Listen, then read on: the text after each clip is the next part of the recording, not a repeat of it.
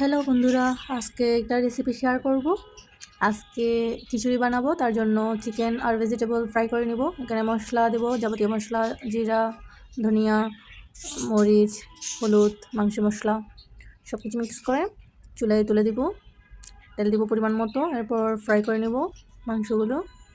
এখানে মুরগির মাংস ইউজ করছি আমরা, ছোটো ছোটো করে পিস করেছি।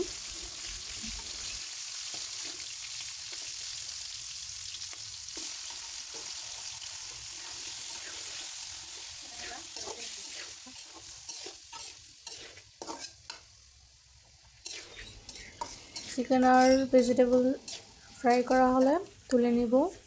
এরপর চলে যাব চাল ডালের পরিমাপে।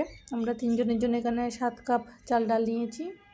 মুগ ডাল প্রথমে হালকা করে ভেজে নিয়েছি, এরপর চালের সাথে মিক্স করেছি 7 কাপ।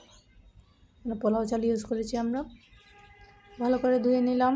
এরপর দুটো বড় বড় পেঁয়াজ কেটে নিলাম, দুটো রসুন আর এতটুকু পরিমাণ আদা বেটে নেব। এখানে রসুন বেটে নিলাম, আদা বেটে নিলাম, লঙ্কা বেটে নিলাম। পুরোনো যে মাংস ভেজে যে তেল বাকি ছিল, ওই তেলের মধ্যে পেঁয়াজ ভেজে নেব ভালো করে। পেঁয়াজের গন্ধ যেন না থাকে, একটু ভালো করে ভাজতে হবে 2 মিনিট।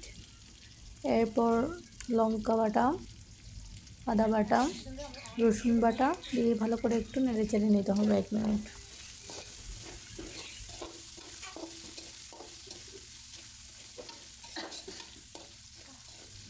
এরপর বাকি মশলাগুলো দিয়ে দিতে হবে।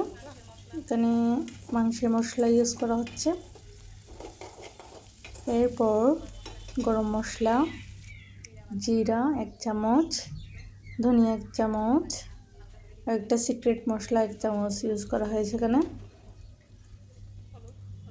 হলুদ গুঁড়ো ইউজ করা হচ্ছে, আর কাশ্মীরি লঙ্কার গুঁড়ো ইউজ করা হচ্ছে থুকু। এখানে কাশ্মীরি না, এটা হচ্ছে রাঁধুনি গুঁড়া মশলা। তারপর লবণ ইউজ করা হচ্ছে পরিমাণ মতো, পরে আবার দেওয়া যাবে। হালকা করে লবণ দিয়ে ভালো করে একটু কষিয়ে নিব।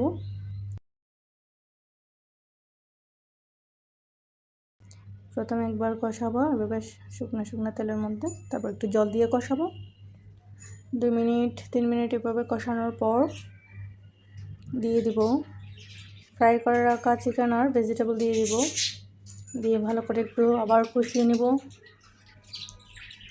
ভালো করে 3-4 মিনিট 5 মিনিট পর্যন্ত কষাতে হবে, যেন মাংসের গায়ে ভালো করে মশলা যায় এবং ভেজিটেবলের গায়ে যায়।